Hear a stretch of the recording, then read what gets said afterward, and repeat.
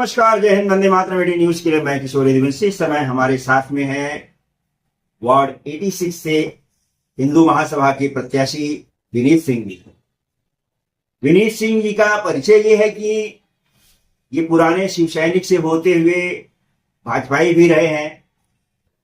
पिछले चुनाव में इन्होंने शिंदे और बीजेपी दोनों गुट के लिए इन्होंने काम किया सामूहिक रूप से, और बीजेपी के एक कर्मठ और बहुत ही अच्छे कार्यकर्ता के रूप में विनीत सिंह की पहचान है। आज ऐसी क्या बात हुई कि विनीत सिंह को एक नई पार्टी, जो हिंदुत्ववादी पार्टी है हिंदू महासभा, उसके टिकट पर चुनाव लड़ना पड़ रहा है। यही सब जानने के लिए हम इन्हीं उत्सुकताओं को समाधान करने के लिए हम विनीत सिंह से बात कर रहे हैं। विनीत सिंह जी, 18 न्यूज में आपका हार्दिक स्वागत है। सबसे पहले तो ये बताइए कि क्या वजह हुई, क्या ऐसी नाराजगी हुई जो आपने बीजेपी को छोड़ा और एक नई पार्टी के साथ में आपने चुनाव लड़ने का फैसला किया? भैया, सबसे पहले आपको जय श्री राम और आपके माध्यम से पूरे वार्ड को जय श्री राम। जय श्री राम। मेरी राजनीतिक प्रवाह में मैं पार्टी में एकदम ईमानदारी से काम किया। जब भारतीय जनता पार्टी की अलायंस हुआ करती थी शिवसेना उद्धव बालासाहेब ठाकरे के साथ, उस वक्त भी मैंने दोनों पार्टियों के साथ अलायंस में अपना धर्म निभाया। उसके बाद पार्टी ने निर्णय लिया, शिंदेगढ़ बनी, और शिवसेना शिंदेगढ़ और भाजपा के जो प्रत्याशी रहे, यहाँ पे आमदार रहे, खासदार रहे, उनका भी मैंने ईमानदारी से पूरा काम किया। जनता की जो समस्या है वो मैंने हमेशा काम करते रहा। आपने एक चीज कहा कि नई पार्टी हिंदू महासभा, मैं आपको बता दूं कि अखिल भारत हिंदू महासभा एक नई पार्टी नहीं है, देश की सबसे पुरानी पार्टी है जो हिंदुओं के लिए बनाई गई। अंग्रेजों के जमाने में जब हमारे हिंदू भाइयों पे अत्याचार होता था तो उस वक्त ये पार्टी को बनाया गया था। उस वक्त हमारे आरएसएस के जितने भी लोग थे इस पार्टी से सम्मिलित थे। इस पार्टी से कोई छोटे मोटे व्यक्ति ने चुनाव नहीं लड़ा। इस पार्टी से वीर सावरकर जी चुनाव लड़े हैं, श्यामा प्रसाद मुखर्जी चुनाव लड़े हैं, जो भाजपा के लोग फोटो लगाते हैं। फिर आज आपने देखा होगा उत्तर प्रदेश के सीएम योगी आदित्यनाथ जी इसी पार्टी के सदस्य थे और उन्होंने हिंदू महासभा पे कार्य किया। तो 1903 की ये पार्टी है, भारत की सबसे पुरानी पार्टी से मैं लड़ रहा हूँ, नई पार्टी से नहीं लड़ रहा हूँ। नई पार्टी है भारतीय जनता पार्टी, शिवसेना शिंदेगढ़ और उद्धव बालासाहेब ठाकरेगढ़, कांग्रेस, अन्य सभी नई पार्टी है। मेरी पार्टी इस देश की सबसे पुरानी पार्टी। अब जब मैंने देखा कि पार्टी में एक कार्यकर्ता काम करता है और जिसकी राजनीतिक विचारधारा होती है, कुछ कर्म गुजरने की इच्छा होती है, तो छोटे कार्यकर्ताओं को ये बोलकर बेवकूफ बना दिया जाता है कि हमको युति धर्म निभाना है, पार्टी का धर्म निभाना है। एक लिमिट होती है, वो कार्यकर्ता रहता है, काम करता है। मेरी ये बात है कि मैंने युति धर्म साइड में रखकर अपना धर्म निभाने का काम किया है। मैंने मेरी विचारधारा नहीं बदली। मैं कांग्रेस से चुनाव नहीं लड़ रहा हूं, मैं हिंदू महासभा से चुनाव लड़ रहा हूं। वार्ड क्रमांक 86 में चुनाव लड़ने का मेरा मकसद सिर्फ नगर सेवक बनना है, ऐसा नहीं है। मैं यहां की डेवलपमेंट के लिए लड़ रहा हूं।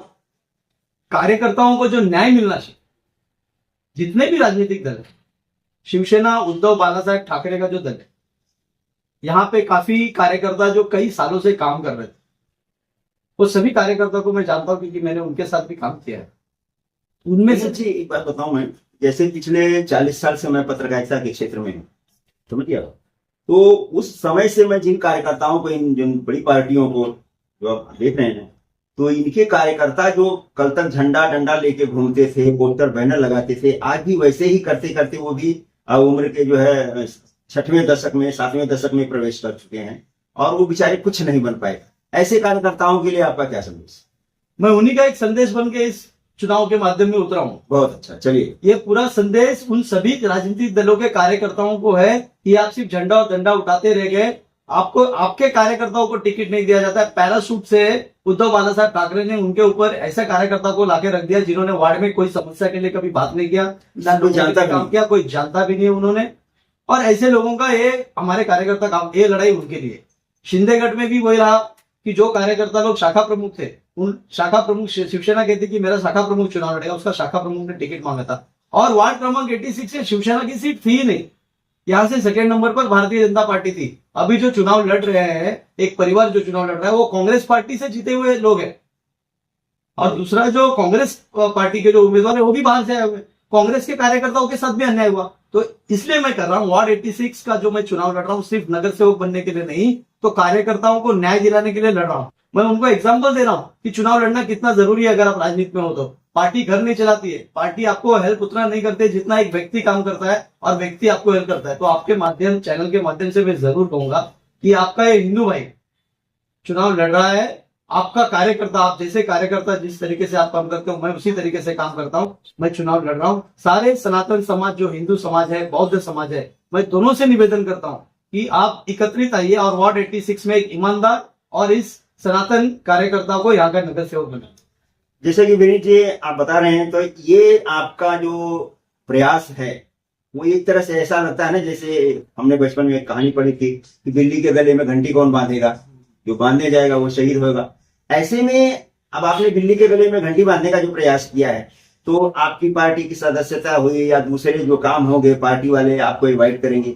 और दूसरी बात कि आप जो हिंदू महासभा के बैनर तले चुनाव लड़ रहे हैं, तो उसमें नाम से ऐसा लगता है कि हिंदुत्ववादी बात करेंगे या हिंदुत्व का एजेंडा लेके चलेंगे।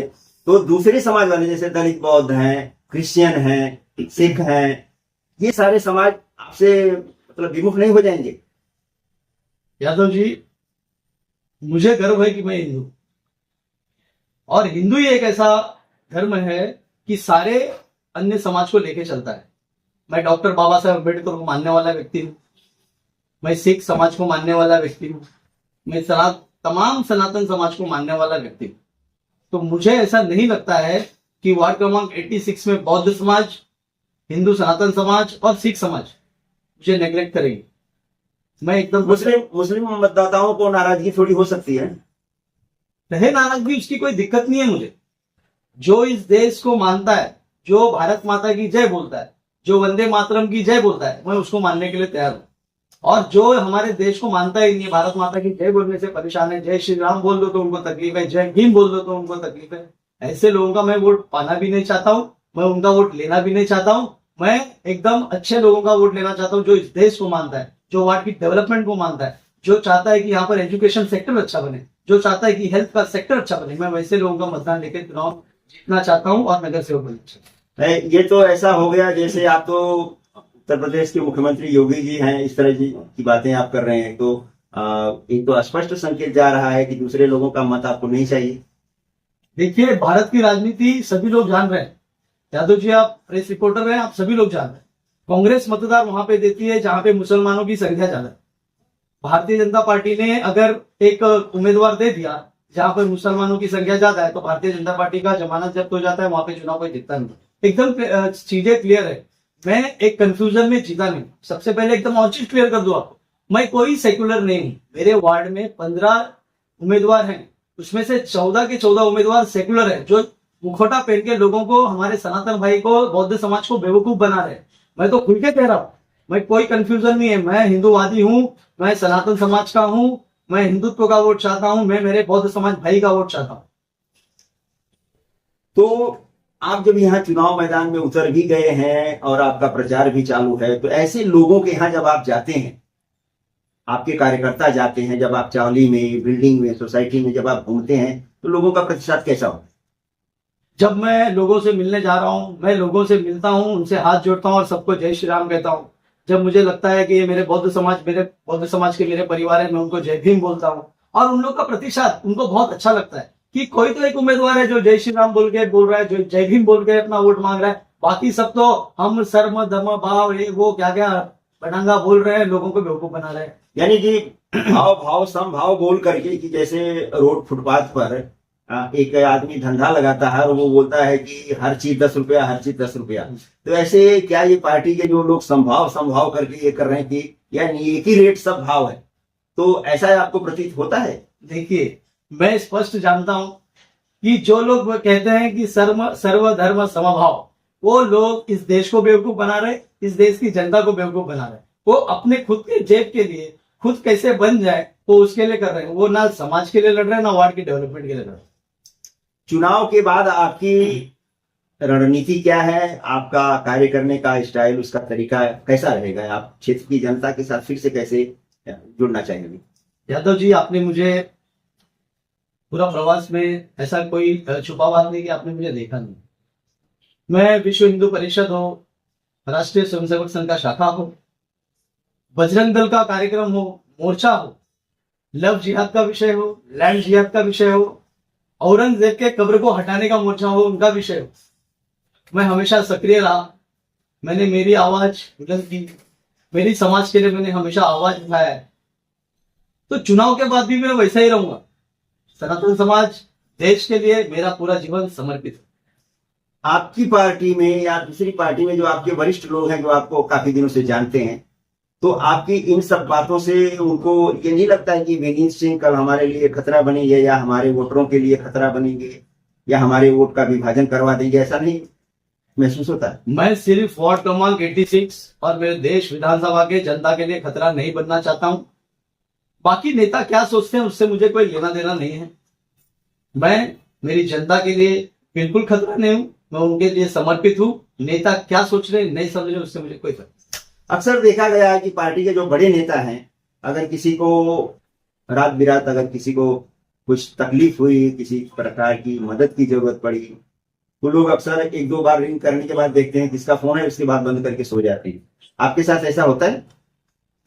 ऊपर वाले माता रानी का कृपा इतना है यादव जी कि इतना सक्षम मैं लोगों ने मुझे बनाया है कि ऐसा कोई विषय होता है तो सबसे पहले तो मैं पूरी ताकत लगाता हूं कि मेरे से कुछ सारा काम हो जाए। और आपने जो कहा कि लोग फोन उठाते हैं, बंद करते हैं, देखते हैं 12 बज गया, जाना है, किसी को देखना है नहीं देखना है, ये अपने 100% राजनीति की हकीकत बात है। भाई, राजनीति के क्षेत्र में और राजनीतिज्ञों के बीच में, प्रशासनिक अधिकारियों के बीच में हमारा 18 से 12 घंटा बीतता है, तो हम इतना तो जानते हैं। ये अलग बात है कि हम उस चीज को आपकी तरह मुकर होकर के सब कुछ सब सामने बोल नहीं सकते, पर इस बात को पहचानते तो हम भी। यादव जी, एक बार कभी आपके पास समय होगा, जो जनता है, आप जानते हैं जनता हमारे वार्ड में कौन कौन है, कभी जो एक्टिव लोग हैं, जो समस्या होती है, एक बार उनसे पूछेगा कि विनीत सिंह को अगर हमने 1:30 बजे फोन किया है तो उठाया गया? कोई एक व्यक्ति ऐसा बोलेगा कि नहीं उठाया, और अगर नहीं उठाया रहेगा तो ये जरूर बोलेगा कि उसने मेरे को आधा घंटा 10 मिनट के बाद रिटर्न कॉल किया है और मैंने जो काम उसको बोला है उसने 100% कोशिश या किया है। चलिए, बहुत बहुत धन्यवाद एटी न्यूज से बात करने के लिए। तो देखिए, ये हिंदू महासभा के वार्ड 86 के प्रत्याशी हैं जो मनपा में चुनाव लड़ रहे हैं, नगर सेवकी का। विनीत सिंह के बारे में हम भी काफी दिनों से जानते हैं, एक अच्छे नौजवान कार्यकर्ता हैं और समाज के बहुत सारे लोगों से इनका अच्छा संबंध है। कुछ लोग नाराज भी रहते हैं और यही बात हमने इनसे पूछा कि उनकी नाराजगी अगर सामने आएगी तो ऐसे में आप क्या करेंगे। एक ऐसा प्रत्याशी इतने चुनाव के माहौल में मिला है जो मुखर होकर के इस बात को स्वीकार करता है कि वो धर्मनिरपेक्ष नहीं है। यहां तक कि धर्मनिरपेक्ष शब्द जो है वो प्रशासनिक कार्यवाही से भी, संसद की कार्यवाही से भी हटा दिया गया है, आप सबको मालूम होना चाहिए। तो ये अब धर्मनिरपेक्ष अगर बोलता है कोई और कहता है कोई, तो आपको सच में बेवकूफ बना रहा है। और अब देखते हैं विनीत सिंह की मेहनत क्या रंग लाती है। हमारी सबकी ढेर सारी शुभकामनाएं विनीत सिंह विजयी हों और आकर के खुले दिल से जनता की सेवा करें। मेरी खबर अगर आप सबको अच्छी लगे तो मेरे चैनल को लाइक, शेयर और सब्सक्राइब जरूर करिएगा। अगले किसी ऐसी ही एक शख्सियत के साथ, एक ज्वलंत मुद्दे के साथ हम आपके सामने फिर हाजिर होंगे। तब तक के लिए नमस्कार, जय हिंद, वंदे मातरम, धन्यवाद।